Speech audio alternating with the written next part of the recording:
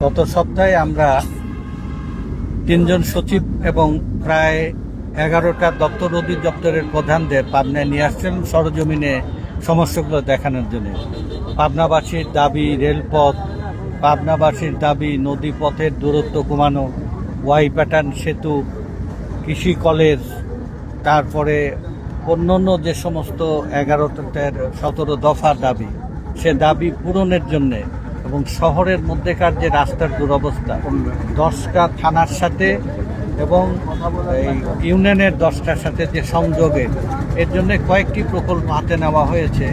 এর মধ্যে একটা হচ্ছে এই আশা করি আমরা এই বছরের মধ্যেই অথবা ফেব্রুয়ারি পর্যন্ত যেতে পারে সরাসরি ঢাকা পাবনা রেল লাইন চালুর ঘোষণাটা সচিব দিয়ে যায়নি, কিন্তু আমাকে বলছে যে আমি তো সেক্রেটারি, আমি তো রাজনৈতিক নেতা না, কৃতিত্ব রাজনীতির নেতারা নেবেন। আমি কাজ করতেছি, ফেব্রুয়ারির মধ্যে এটা পাবেন আলহামদুলিল্লাহ। আর একটা হচ্ছে উনি আর একটা কাজ করবে, এটাকে প্রকল্পভুক্ত করে যাবে 3 গুণ। একটা হচ্ছে আমরা এখন যমুনা ব্রিজ দিয়ে দেবো, হ্যাঁ, পদ্মা ব্রিজে যদি রেল সংযোগ হয় রাজবাড়িতে 1 কিলোমিটার একটা রেল সড়ক হবে, সেটা তো হলে আমরা 3.5 ঘন্টার মধ্যে পাবনায় থেকে ঢাকা যেতে পারবো। আলহামদুলিল্লাহ।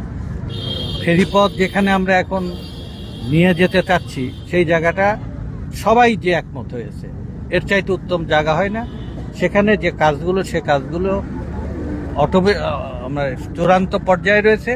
সেখানে আমাদের 25 মিনিট লাগবে ওপার যেতে। তাহলে পাবনারকে কেন্দ্র করে যোগাযোগ ব্যবস্থার এই উন্নয়ন হলে পাবনা, নাটোর, পার্ট অফ রাজশাহী, সিরাজগঞ্জ, কুষ্টিয়া, মেহেরপুর, চুয়াডাঙ্গা, রাজবাড়ির পুরা এই অঞ্চলটা একটা কৃষি এবং শিল্পের একটা উন্নয়নের একটা হাব তৈরি হবে।